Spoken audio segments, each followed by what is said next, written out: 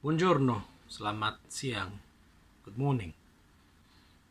First of all, I'd like to say thank you to the Italian Institute of Culture and its director for this very nice initiative to have some cultural dialogue, exchange, and seminar through the digital media.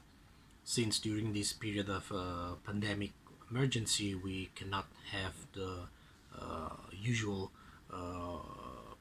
meetings or seminars in physical presence. So it's nice to try and use all the media available to keep the dialogue, keep the exchange active. It's interesting that I've been asked to talk about Indonesian in this particular occasion of Indonesian literature, because while I was looking through my old paper, I kind of realized that in 2020 we are basically in a kind of anniversary. So it's about 100 years since the first novel that can be defined as an Indonesian novel was published in 1920 through Balai Pustaka. The novel being Azab dan Sangsara, written by Merari Siregar. And even though normally in schools in Indonesia, one of the first novels, if not the first Indonesian novel that usually becomes a topic during lessons in classes, is Siti Nurbaya by Mara Rusli. In fact, Azam dan Sangsara was the first novel published through Balai Pustaka. Probably there were other publications and works, but the first full-length novel, the first work that can be defined a novel, and it's in the Indonesian language, is Azab dan Sangsara.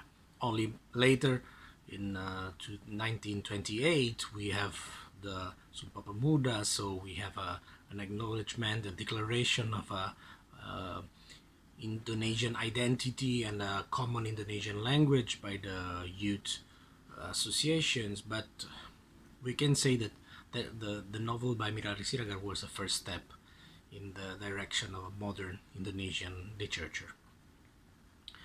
And in my particular research, that I cannot explain here in details because it was an experimental paper and required a use of a database to categorize words, expressions that refer to emotions and states of mind in the contemporary Indonesian literature, and would require the consultation or visual presentation of the database. But I would like to speak about the more literary side of the work in regard to the language. At the time, I chose the works of Ayu Utami. By that year, around 2000, 2001, there were only two novels published by Ayu Utami, Saman and Larung. These two novels together should have been published in a single book with one title, Laila Tak Mampir di New York, but then were split in two separate novels. And Saman, being the first one, received acknowledgement and a prize from the Dewan Kesenian Jakarta in 1998, which was a crucial moment in Indonesian history.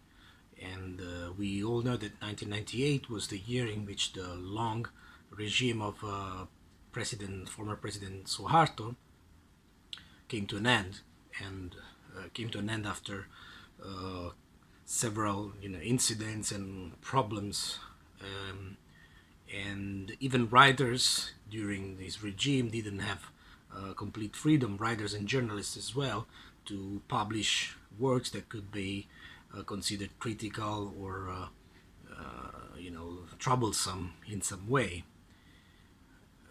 Why so? Why the choice of Ayu Utami? Ayu Utami was not just winner of a very young writer at the time, winner of a prize, but the interesting thing was that her novel was a very well written polyphonic novel in which we have many different characters, and all these characters express themselves in very different way with different language, and I could say in a very realistic choice of the language for each of the characters. They don't speak in the same way, they don't express themselves in the same way, and this kind of matched with the criteria of the research that I joined, because the original concept of researching the language of emotions and state of mind was started by Professor Sant'Angelo in the Chinese classic literature, and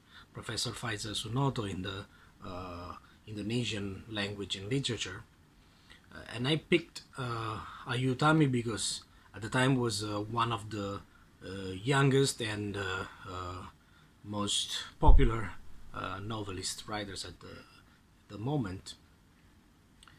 And her use of the language was very interesting because in her books it ranges from a very classical, very poetical, almost classic Melayu language of the poems and the old works, classical works, up to the slang of Jakarta and of the younger generation, of the generation of the 90s and the following generations.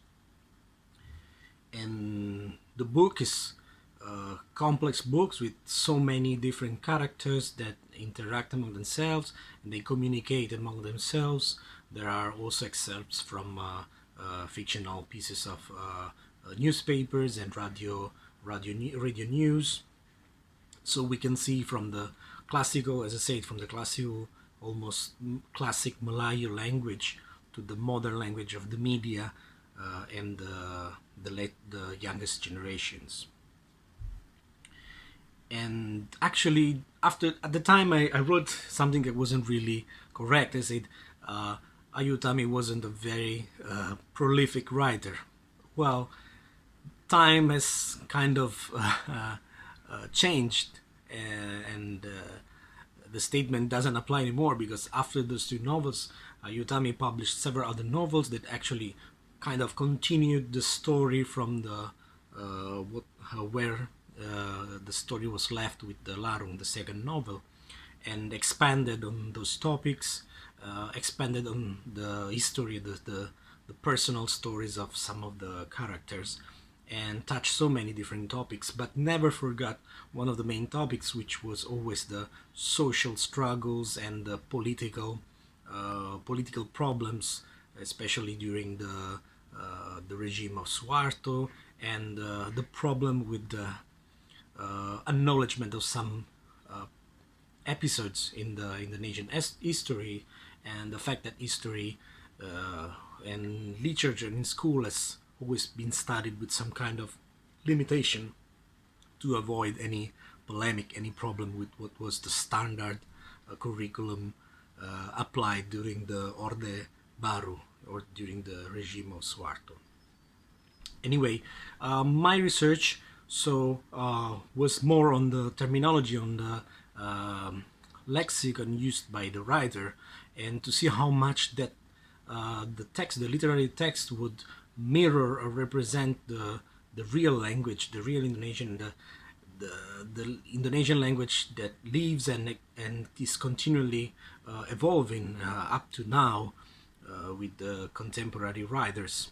During the research, during this kind of categorization and making the database of the Indonesian words, not just the words that refer directly to emotions and states of mind, which are, let's say, the primitive terms, I would say, like love, hate, and very, very simple and explicit words, we tried to find out, to identify all the expression that in some way conveyed those feelings, conveyed those states of mind in the characters, and how many were the expression that would be like metaphors, or how much is the explicit compared to the implicit expression.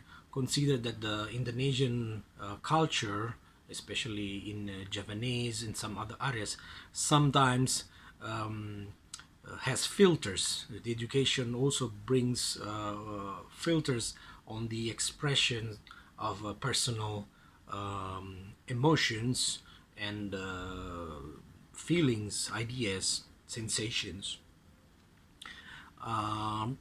It may sound kind of strange that I start from what were the conclusion of the paper, but we have limited time to discuss this, at least in video. I will be happy to give some references because the research has been brought on by several scholars during the last few years, particularly for the Indonesian language and the Japanese language and literature. But I would like to at least give some of the conclusions that we could write down at the end of the research. And we could see that from the, even without looking very in detail through the works of Ayu Utami, we can see the potential of the Indonesian, the modern, the contemporary Indonesian language. Why do I say contemporary instead of just modern Indonesian language? Because the modern Indonesian language has changed through the years. It's not exactly the modern Indonesian language that was kind of standardized during the early years through the work of some important literary character like Sultan Takdir Ali Shabana. We have seen changes during these years, and we cannot pretend that there weren't any change, or there was no big transformation in the language, especially in the last 20 years, 30 years at least. And even after Ayu Utami, we have a large number of writers who continuously challenge what is a more traditional way of writing and traditional use of language in literature, with their different way of expressing a new idea through a new, younger Indonesian language and terminology.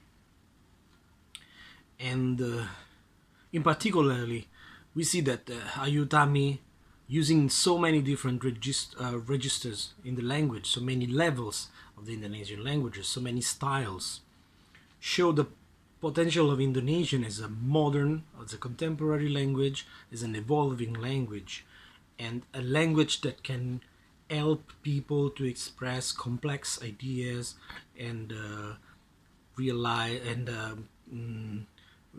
make things happen and change also in their world, not just in the literary world.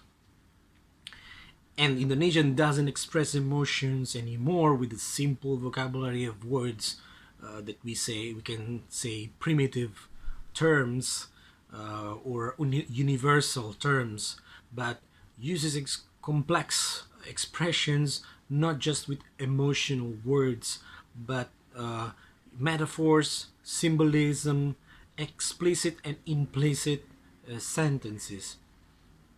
So we're not looking anymore at the kind of stereotypes, that very rhetorical language that was used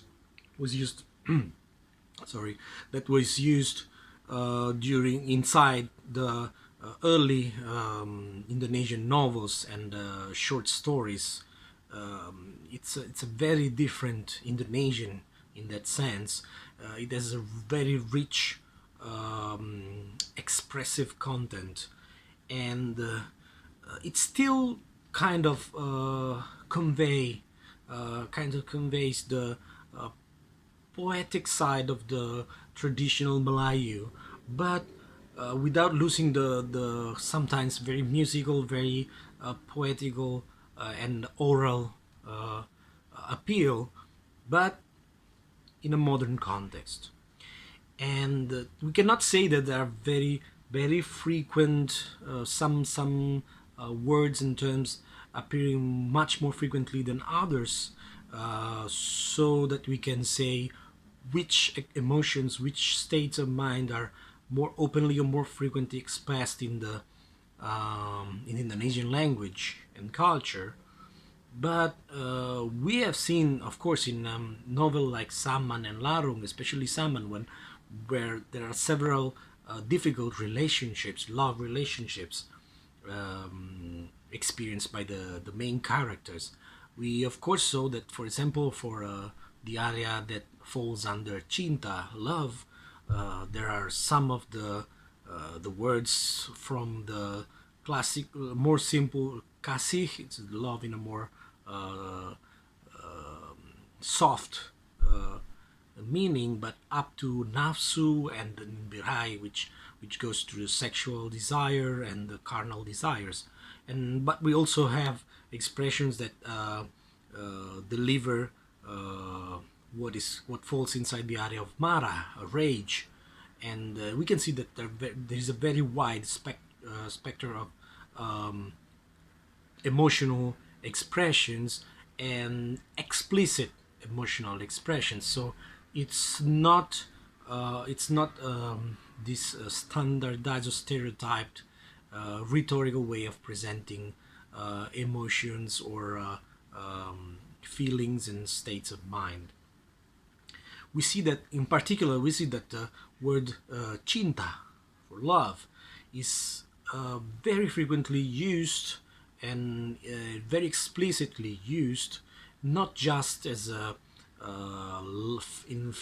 love or feelings of love and family love, but as a love for a couple, so an erotic love, while kasih and sayang are the words that usually are used for the love inside, let's say, a family, so between the parents and the children and so on. And especially in the works of Ayu Utami, there was a strong shift to explicit expressions that refer to the sexual desire or sexual life and love passion area, and with the frequent use of words like birahi and nafsu.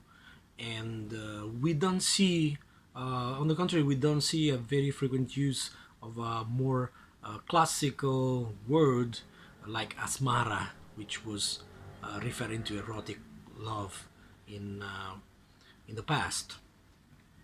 It's also interesting to see the use of some of the more new, the younger words used in the everyday spoken language and became part of a common slang, especially in Jakarta.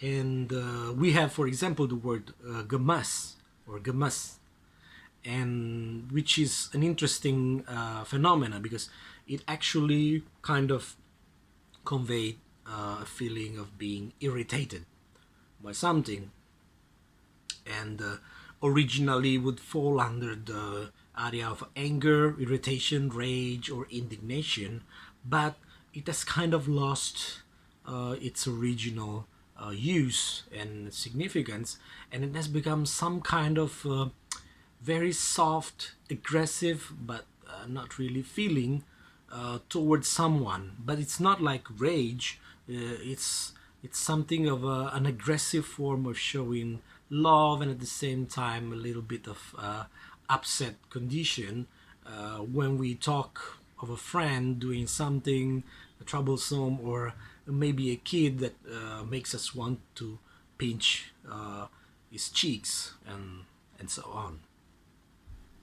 We also we see in the books, we see the use of terms of the spoken language, for example, for asyik with asyik, and which wasn't a very common word in literary works before, but it has become a very common staple for the contemporary language, contemporary literature.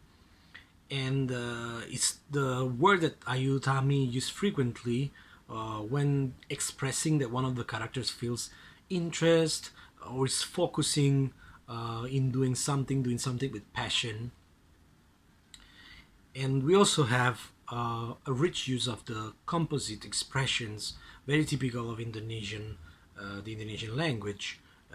And one of the keywords in this composite language, which has been also the object of research by other scholars like Professor Faisal Sunoto, So it's very interesting to see the use of the composite words, which are very common in the Indonesian language. And one of the keywords, the main keywords in this, especially for the language of emotions and state of minds, is the word hati, heart. And we see that the frequent use also in the works of Ayu Utami of composite words that use based on the keyword hati. For example, lekat di hati, which is something means close to your heart, close to my heart, and very, very important, something that we cannot let go. And hati terhara, which is our feelings, our heart is towards someone, someone we love.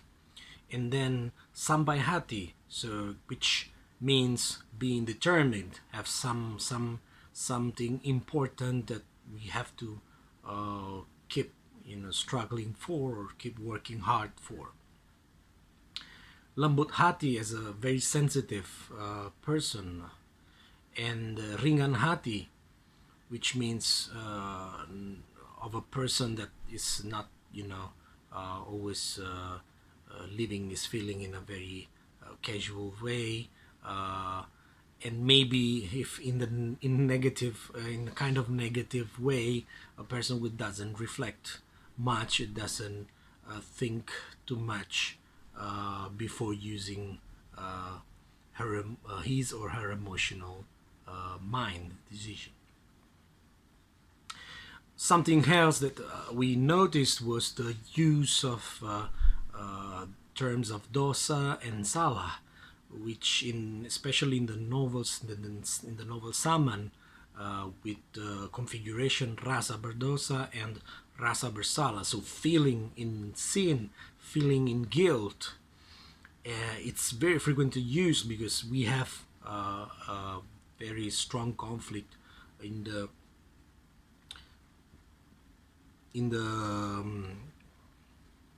we have a very strong conflict in the life, in the love relationships of some of the characters, in their ideal struggle to achieve certain objectives in their lives, and in doing so stepping over some of the social conventions or ignoring some of their families or friends advice and judgment. It's interesting that we cannot just analyze the words which kind of clearly became indicators of the feelings and states of mind, because we have a large number of metaphors and implicit ways to express through descriptions, through body language and symbolism that are spread throughout the book. In particular, we have a frequent use of dreams and folk tales and little story in the form of folk tales. In particular, there's one of the characters in Saman and the character Larung himself in the novel Larung, which continually talk of this kind of supernatural experiences, a world of fairies and gods and spirits, and it's very complex to analyze these parts of the story and trying to figure out if there are a cryptic way of delivering some more complex emotional message.